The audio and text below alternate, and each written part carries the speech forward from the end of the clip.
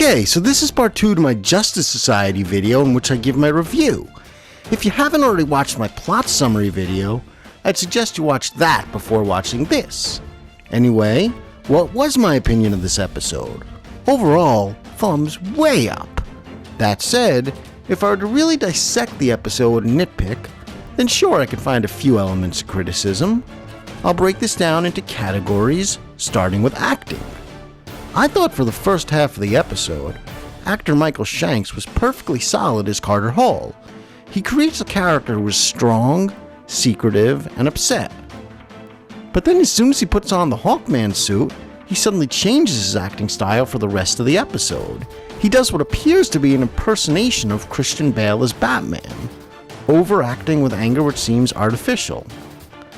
I didn't enjoy it at all. However, I thought that the performance of Brent State, who played Kent Nelson / Dr. Fate, was unbelievably good. He did a surprisingly convincing job playing the crazy Kent Nelson, and then also did a fantastic job playing the brilliant Dr. Fate. When you consider that when Dr. Fate is wearing the helmet, his face is completely covered, then this seems like the kind of role that most producers would give to two separate actors. One actor for Kent Nelson, and another for Fate.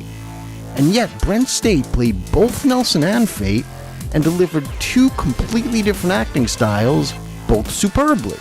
As a side note, I can mention that some viewers said when you see State next to Tom Welling, State looked too short to play a superhero. But I never thought so. And then there was the performance of Britta Irvin as Stargirl. Personally, I thought she came across as too nice for a superhero with no powers. Her personality seemed more like that of a girl next door / cheerleader than a young woman who could be part of a gang fight in an alleyway. Britta Irvin might be good in other roles, but she was not a good fit for the part of Stargirl. Wesley Macanese, whose name I hope I'm pronouncing correctly, played Icicle. I thought he heavily overacted and was never convincing. He seemed like the type of villain who would fit really well in a movie like Batman Forever or Batman and Robin. Not my type of villain. And what about Phil Morris? This episode was one of about 10 times that he appeared on the show as Jon Jones, aka Martian Manhunter, and I thought in this episode he delivered his best performance ever on the show. He came across as very intelligent, responsible, and dedicated to doing the right thing. Also, I always liked Justin Hartley as Green Arrow, and he was as good as ever in this episode. Allison Mack was one of the most talented regular cast members of the show, and she was also as good as ever here. So now move into a different category, the costumes. When you look at Hawkman's costume, I like everything from the neck down, but I do have some issues with his helmet. It actually looked fine whenever his shades are down, but then whenever he lifts the shades up, which is most of the time he's wearing the helmet, it looks awkward and silly to me.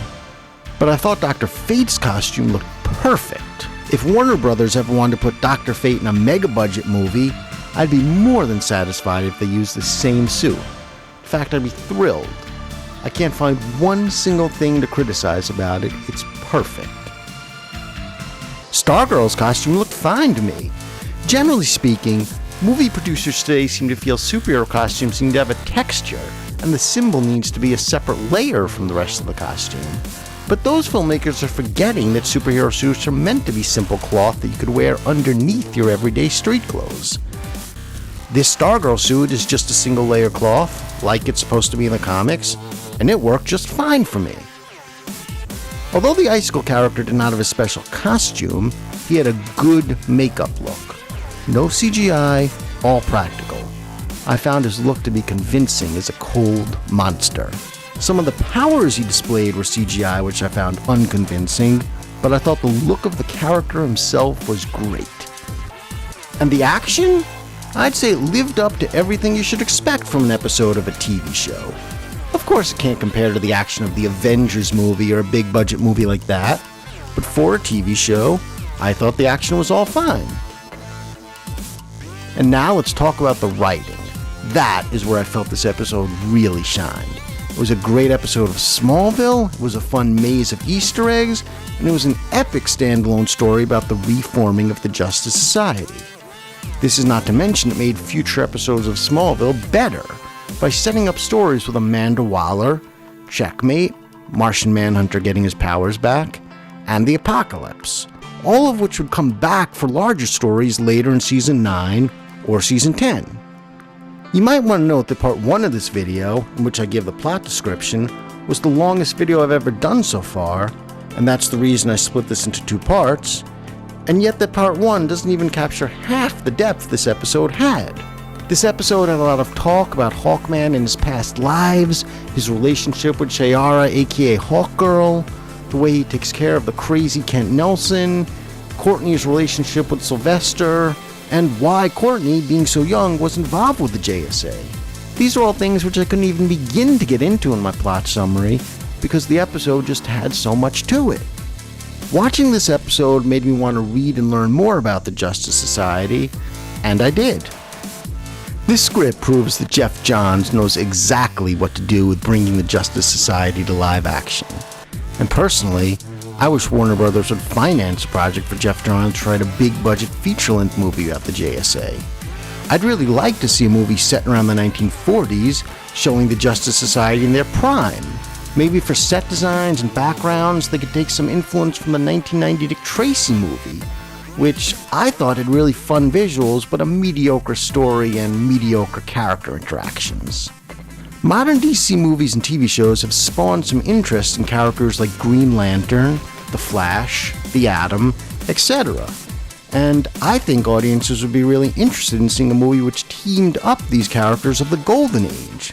I think there'd be a lot more interest in that than there would be in movies like Watchmen or Suicide Squad, which did end up getting made.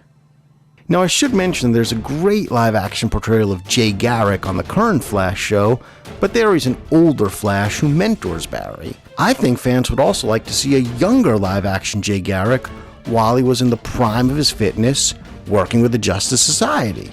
Maybe a Justice Society movie could be set in the 1940s in continuity with the Justice League movie. Maybe the team could take inspiration from Wonder Woman, or maybe Wonder Woman would even be a part of the JSA team or possibly lead them, since she did work with the Justice Society in some comics. Now, I should mention there was also a live-action portrayal of the Justice Society on the current show Legends of Tomorrow. That wasn't badly done, but it was missing most of the characters I would have liked to have seen. Anyway, I'm getting quite sidetracked. The real point here is just that this episode's story about the Justice Society makes me want to see more. I have watched this episode multiple times and I've always loved it, and I still want to see more about the Justice Society in live action. And for that reason, I can't recommend this episode enough for anyone who likes superhero movies or TV shows. And while I hope you enjoyed watching my plot summary video, I have to say, that was no substitute for watching the real thing. But of course, everything I've said here is just my opinion, and I'd like to hear some feedback from you viewers. Did you already see the episode?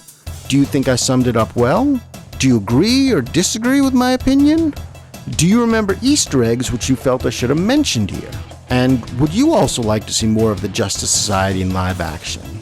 Please leave it all in the comments below, and please hit subscribe. Thank you.